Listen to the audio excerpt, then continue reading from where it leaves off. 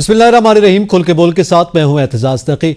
आज हम गुफ्तगू करेंगे कि अमरीकी इंतखाबात के बाद आखिरकार जो नताइज सामने आए उसमें ट्रंप को कामयाबी नसीब हुई है, और इस कामयाबी के बाद इससे पहले जो मुख्तलिफ हमारे पाकिस्तान की अगर हम बात करें, हमारे सियासतदानों के, मुख्तलिफ हुकूमती वज़रा के या अपोजिशन लीडर्स के जो बयानात सामने आ रहे थे, उनके बाद इस वक्त जो जब से जीत की यह खबर सामने आई है उसमें तब्दीली भी वाक़ई हुई है।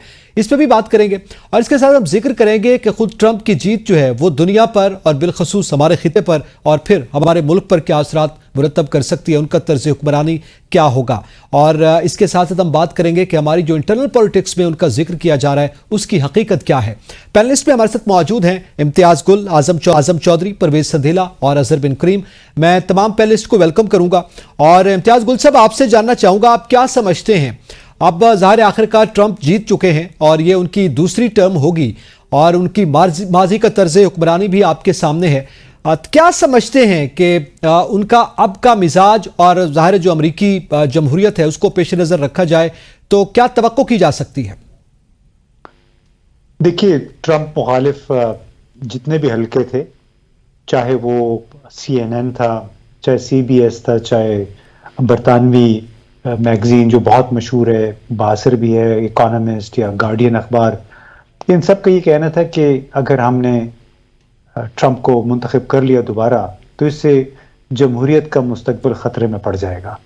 तो वो इसको जमहूरियत दुश्मन के तौर पे पेश कर रहे थे आखिर वक्त तक। और जितने भी बहस मुबाहिसे हुए मुख्तलिफ TV चैनल्स पे, तो उन्हें एक बिल्कुल मुतलबन मिजाज, अनप्रडिक्टेबल शख्स के तौर पे पेश किया गया।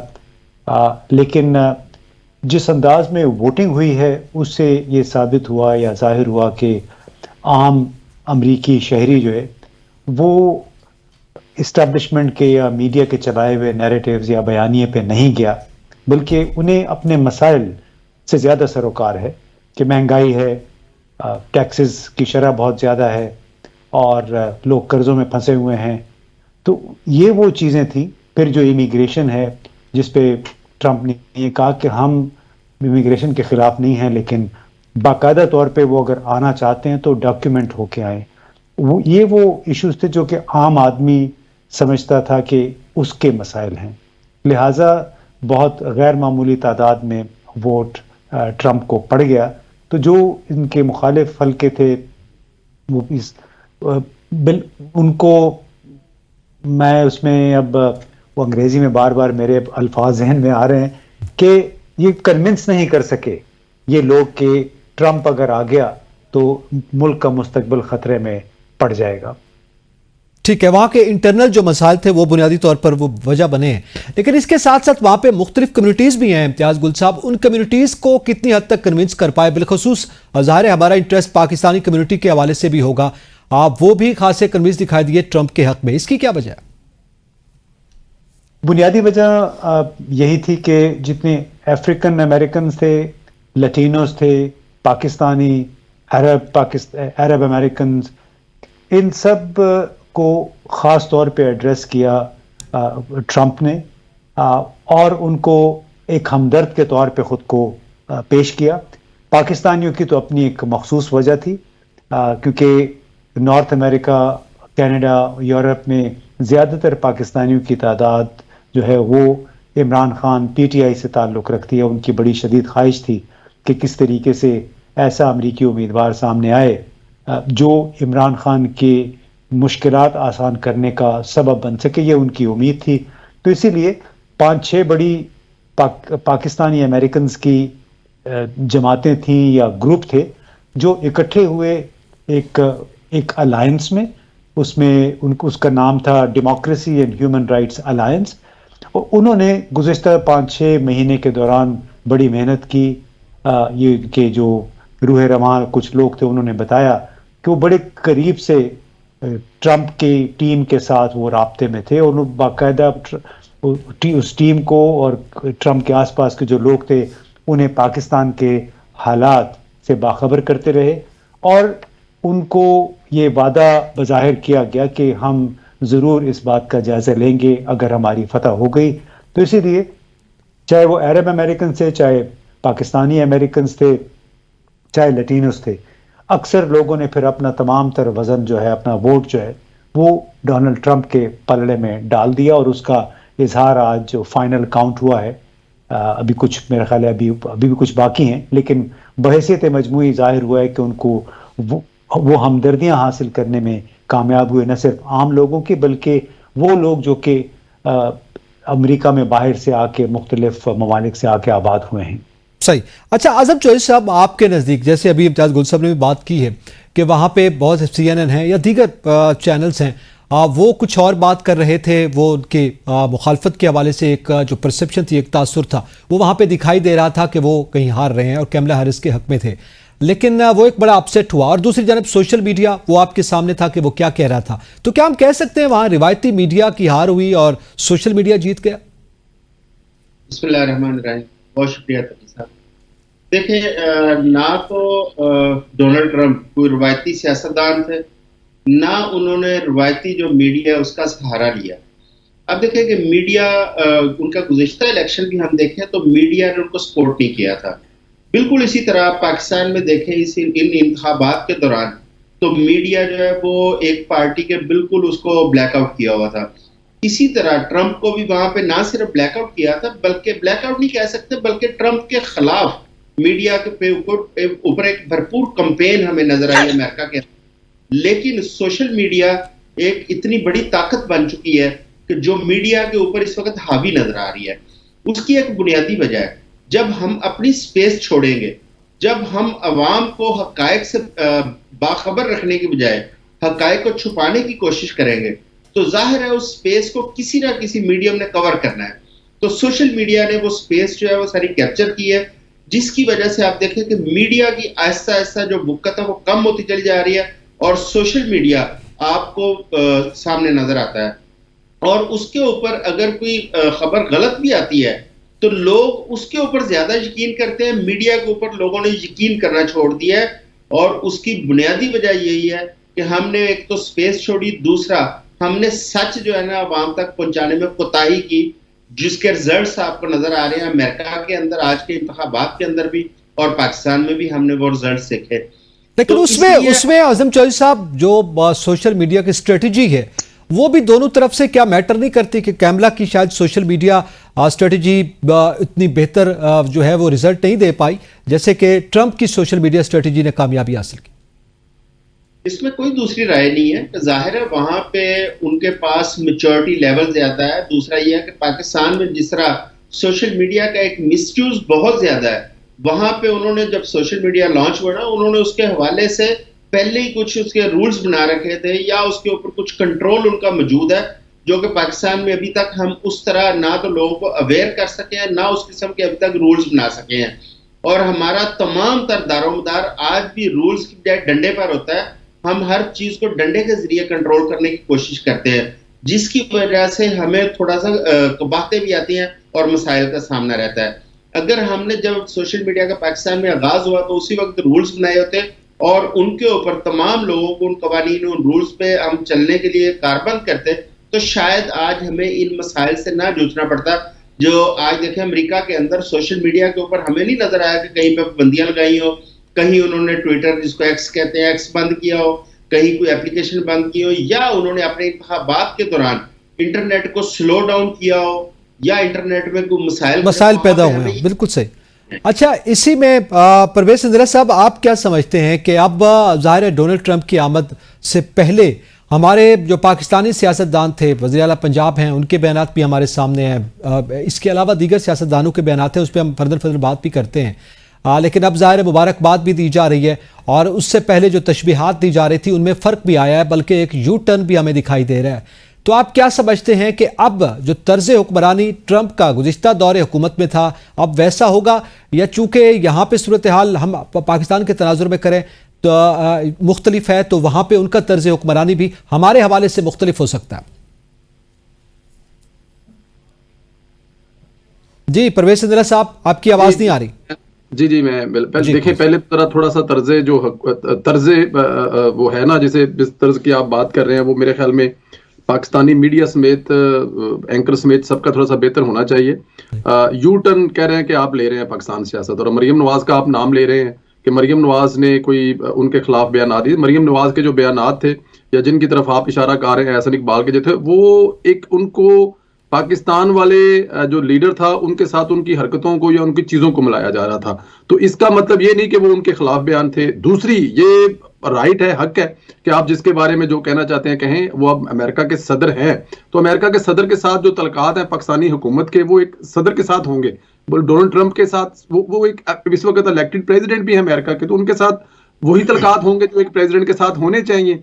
लेकिन क्योंकि पाकिस्तान के मीडिया को पाकिस्तान, अब देखें आप एक सवाल जो है वो आपका है, और दूसरा वो इस वक्त एक टीवी चैनल एक रिपोर्ट चला दी है कि एहसन इकबाल साहब ने या दूसरे लोगों ने अपने ट्विटर हैंडल से वो तमाम ट्वीट डिलीट कर दिए हैं जिनकी तरफ इस प्रोग्राम के एंकर का भी इशारा है। लेकिन ऐसा कुछ नहीं, वो तो डिलीट हो गई, हम तो उसको तरदीद कर रहे हैं, उन्होंने तरदीद कर दी एहसन साहब ने। जी जी, तो मेरे ख्याल में उसमें फिर थोड़ी सी करेक्शन सवालों में आप भी कर लें, और थोड़ी दूसरी काम और भी करें कि वो, लेकिन बयानात, हम बयानात की बात कर रहे हैं, वो मौजूद थोड़ी सी जो है ना, वो अब वो चैनल भी माफी मांग ले, अब वो थोड़ा सा चैनल भी माफी मांग ले जिसने ये खबर चला दी है। तो ये फेक न्यूज और वेज ने इसका, पर एनी हाउ, तो ये देखें ट्रंप का सदर बनना उस मुल्क के लोगों के लिए अच्छा है या नहीं है, यही एक सवाल है। ट्रंप ने अपनी पहली तकरीर में, विक्ट्री स्पीच में, अपने मुल्क की बात की है, अपने मुल्क में मैशियत की बात की है, अपने मुल्क की जो जंगें हैं दूसरे मुल्कों में उनको खत्म, पता है उसकी पूरी प्योरिटी जो है वो अपना मुल्क है। वहां पर किसी दूसरे मुल्क की कैदी की जो रहाई है, जिसको उसको पाकिस्तान का इलेक्शन समझा जा रहा था, ना कि अमेरिका का इलेक्शन, उससे उसका कोई तल्लुक नहीं है। और दूसरी बात ये एक चीज जो और भी है कि कहा जा रहा है कि एक जमात की तरफ से कि जैसे ही ट्रंप साहब बनेंगे और उनको वहां से कॉल आएगी और अमेरिका के छोड़ देंगे। इससे पहले शकील अफरीदी साहब एक पाकिस्तान में एक अमेरिका का कोई बड़ा प्यारा और मोहब्बत करने वाला इंसान है। जब पिछली दफा ट्रंप बना था तब भी कहा था ट्रंप के ऑफिस से क्या पूरे अमेरिका के सिस्टम से कॉल आई थी, पाकिस्तान ने उसको आज तक नहीं छोड़ा। तो ये चीजें कनेक्ट करना या इनको मिलाना या मेरे ख्याल में गैर मुनासिब है। ये हाँ, नैरेटिव की हद तक ठीक है, बेचने की हद तक ठीक है, प्रोपेगेंडा की हद तक ठीक है। अमेरिका का सदर बना है, वो अमेरिका के लिए बना है मेरे ख्याल में, और पूरी दुनिया के जो असरात होंगे वो होंगे। और जब पाकिस्तान की बारी आएगी कि पाकिस्तान के साथ उसकी ट्रेड है, पाकिस्तान के उसके साथ जाहिर है दफाई मादे हैं, या पाकिस्तान के साथ बहुत सारी दूसरी चीजें, वो तब देखेंगे। इससे ज्यादा तो मेरे ख्याल में कुछ भी नहीं है। ठीक है, अच्छा अब थोड़ा आगे बढ़ते हैं। मैं अजहर बिन करीम साहब आपसे जानना चाहता हूं, दुनिया पर इम्पैक्ट, एक तो ज़ाहिर है इंटरनल, तो जो प्रेसिडेंट ट्रंप प्रेसिडेंट के तौर पे सामने आएंगे तो उनका एक अपना इम्पैक्ट होगा, मुल्कों में होता है जो भी हुकूमत आती है। लेकिन ज़ाहिर एक सुपर पावर का इंटरनेशनल इम्पैक्ट भी होता है, और बिलखसूस उनको एंटी वार समझा जा रहा है। उन्होंने अपनी सारी कैंपेन में यही कहा है। आप देख रहे हैं कि फ़लस्तीन और यूक्रेन जंग का खात्मा मुमकिन हो पाएगा? देखिए, बुनियादी तौर पे जो ट्रंप का इंतखाबी जो जैसे कहते हैं नारे थे, उसमें पहला जो इंतखाबी नारा ये था कि वो जितनी भी ऐसी जंगें हैं जिसमें गैर ज़रूरी तौर पे अमेरिका ने अपने आप को उलझा रखा है, और इन्हीं जंगों की वजह से जो अमेरिकन का जो एक अमेरिकी एक बहुत बड़ा बजट का हिस्सा है, अब वो उनका ये कहना था कि वो ड्रेन हो जाता। अगर ये हम इन गैर ज़रूरी जंगों में अपने आप को ना उलझाएं तो यही जो पैसा है जो $1 बिलियन हैं, 295 बिलियन यूक्रेन वार में अभी तक झोंक दिया गया है, तो उनका ये कहना था कि वो ये जो तमाम पैसा है वो पब्लिक की जो वेलफेयर के मंसूबे हैं, इनकी अपनी इकॉनमी के रिवाइवल के लिए। आपको ये भी पता होगा जो इस वक्त जो अमेरिकन इकॉनमी है ये एक बेल आउट पैकेज पे चल रही है। तो अगर ये जो पैसा है जो जंगों के हवाले से वो यहाँ पर अपने बिजनेस की रिवाइवल के लिए, इकॉनमी की रिवाइवल के लिए इस्तेमाल करना चाहते हैं। लेकिन मैं आपको एक बड़ी दिलचस्प बात बताऊं कि इसराइल के हवाले से जो बाइडेन इंतजामिया जो है वो भी ये कहती रही है कि वो सीज फायर कराएंगे, कोशिश करेंगे, लेकिन एक दोहरा उनका मेयार था। जबकि दूसरी तरफ ट्रंप का ये कहना है कि वो इसराइल को जो वॉर है उससे जो है वो निकलने की कोशिश करेंगे। लेकिन ये दोनों के बयानात हैं, इसराइल की एक बहुत बड़ी इन्वेस्टमेंट है अमेरिका में, अमेरिकन इकॉनमी में, वो अमेरिका सवाए स्टेटमेंट्स के हवाले से तो वो चल सकता है, लेकिन दोनों जो लीडरान हैं, बाइडेन इंतजामिया, दूसरी तरफ ट्रंप भी, वो ये कहते हैं कि अगर जो राइट ऑफ डिफेंस है इसराइल का, हम उससे पीछे नहीं हटेंगे।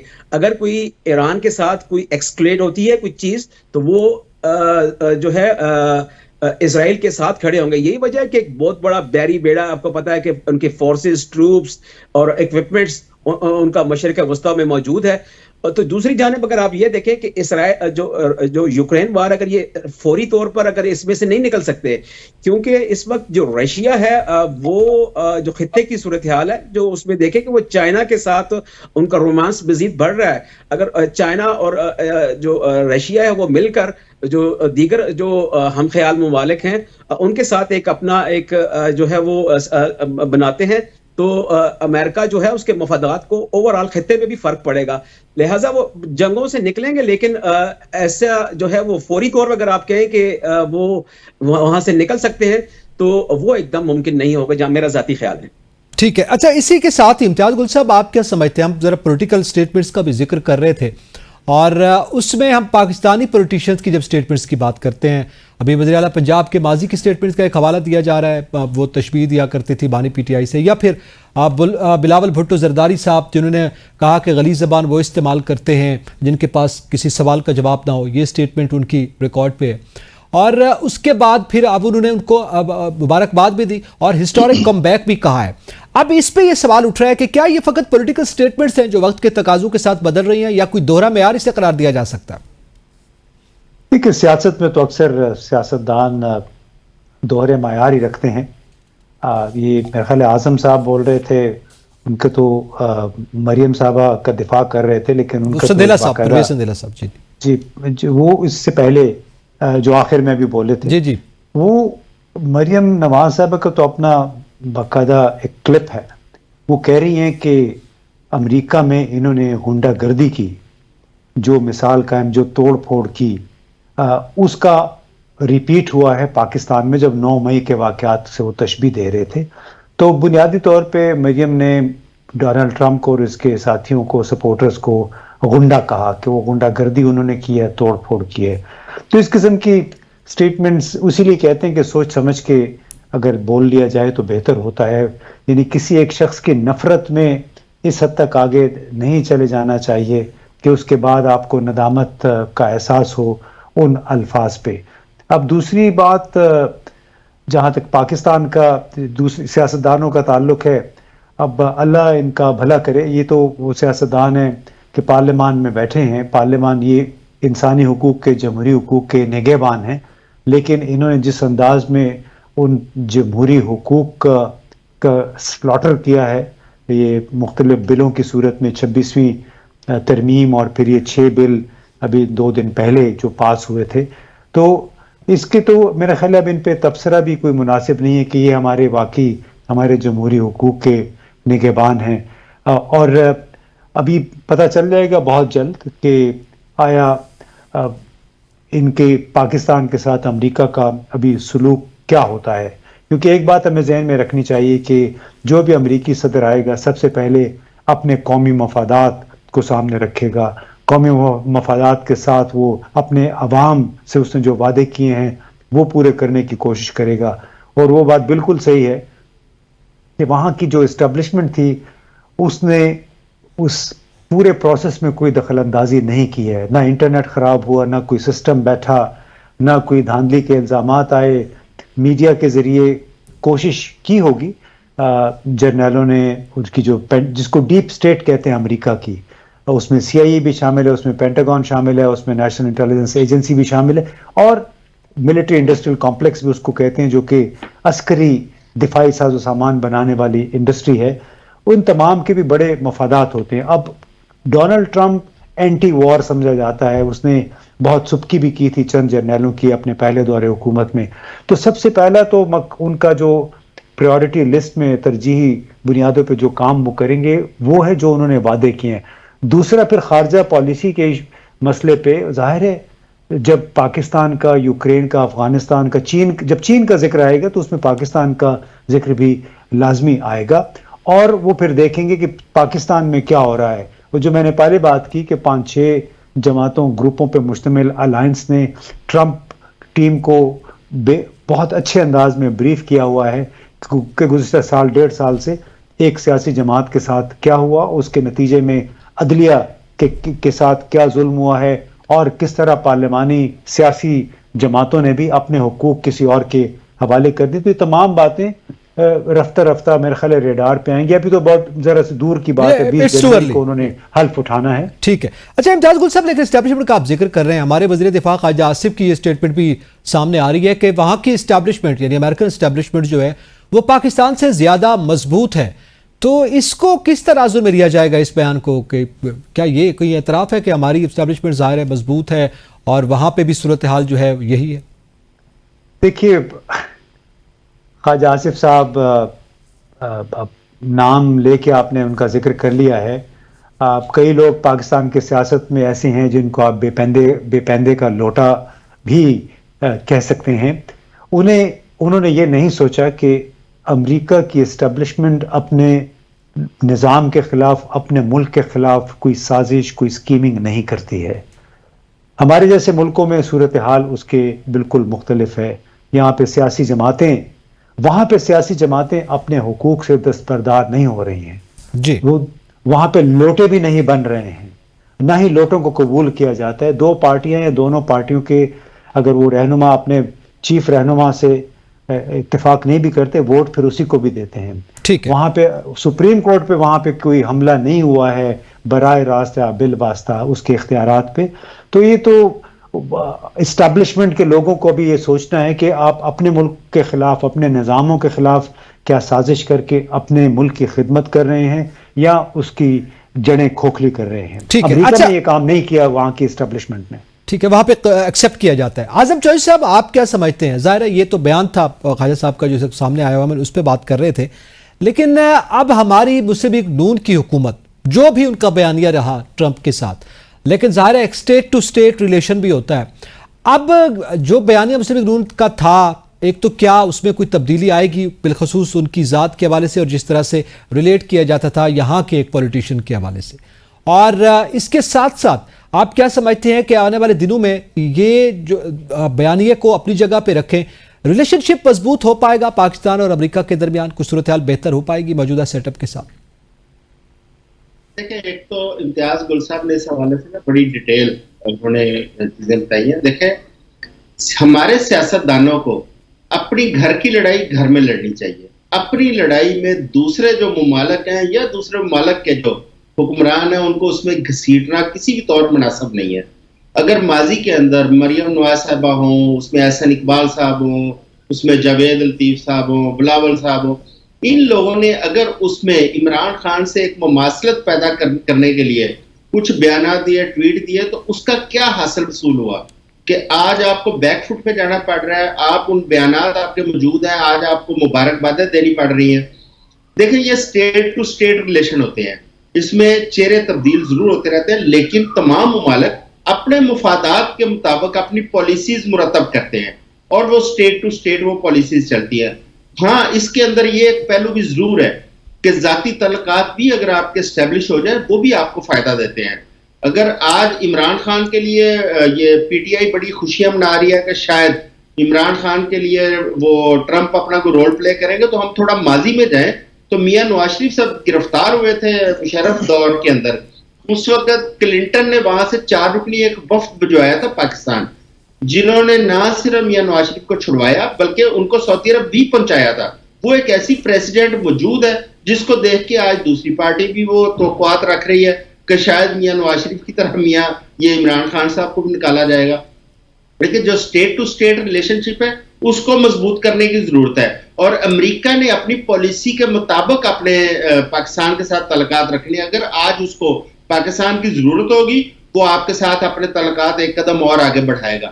اگر اسے آپ کی ضرورت نہیں ہے تو وہ ظاہر ہے آپ سے تھوڑا فاصلے پہ نظر آئے گا. اب لیکن پاکستان کو لمحہ بلمحہ ان کی ضرورت ہے, چاہے ہمیں IMF میں جانا پڑے, چاہے ہمیں کوئی ایسی جنگیں ہیں ان سے بچنا پڑے یا ان مسائل سے باہر نکلنا پڑے, تو ہمیں امریکہ کی ضرورت ہے. اب دیکھیں, IMF کی جو حالیہ ہماری ڈیل ہوئی ہے اس کے اندر امریکہ کا ایک بنیادی کردار ہے. اگر امریکہ اپنا کردار ادا نہ کرتا تو آپ کی IMF کے ساتھ ڈیل میچور نہیں ہو سکتی تھی. تو لہٰذا آپ کو اپنے تعلقات, آپ کو سوچ سمجھ کے بیانات بھی دینے چاہیے اور اپنے تعلقات کو ایک بیلنس سطح پہ رکھنے کی ضرورت ہے. اس کے لیے ہمارے سیاستدان جو ہے نا بعض کا تمام حدود کراس کر جاتے ہیں. جس طرح آج خواجہ صاحب کچھ اور بیان دے رہے ہیں, ماضی میں کچھ اور بیانات تھے. اور جب خواجہ صاحب حکومت میں نہیں ہوتے تو اپنی ہی اسٹیبلشمنٹ کے حوالے سے اسمبلی میں کھڑے ہو کے خواجہ صاحب کچھ اور بیانات دیتے رہے ہیں. دیکھیں ان کو اس چیز کا ادراک ہونا چاہیے, اور مجھے کچھ بعید نہیں کہ بہت جلد خواجہ صاحب پھر ہماری اسٹیبلشمنٹ کے خلاف کہیں آپ کو بیانات دیتے نظر آئیں گے, کیونکہ اس وقت پارلیمنٹ نے جس قسم کے بل پاس کیے ہیں 26ویں آئینی ترمیم کے بعد, یہ جو رات کی تاریکی میں فٹافٹ جو بل پاس ہوئے ہیں, اس میں کوئی ایسی مذائقہ نہیں ہے کہ بہت جلد یہ پاس کرنے والے جو حکمران ہیں, جو پارٹیاں ہیں, انہی کو ان بلوں کا سامنا کرنا پڑ جائے, انہی کو اس کے خلاف کھڑا ہونا پڑے. اور یہ جو آج اپنے ہاتھوں سے انہوں نے بند دیا اس پارلیمنٹ کے اندر, کل کو یہ دانتوں سے کھولنے کی کوشش کر رہے ہوں. ٹھیک ہے, بالکل. آپ یہ صورتحال جو ہے وہ آپ اینٹیسپیٹ کر رہے ہیں, آپ سمجھتے ہیں کہ یہ صورتحال پھر پیش آ سکے, پھر بیانات جو ہے وہ تبدیل ہو جائیں. لیکن اس کے ساتھ ساتھ ظاہر ہے جب ہم امریکہ کے انتخابات کی بات کر رہے ہیں, وہاں پہ صدر کا الیکشن ہوا اور صدر اب ظاہر الیکٹ ہو گئے ہیں, کسی حد تک کچھ نتائج باقی ہیں, بہرحال ان کا پروسیس ہے, تو پھر اس کا امپیکٹ جو ہے وہ خطے پر کیا ہوگا. مزید گفتگو کریں گے, بریک کے بعد ساتھ رہیے گا.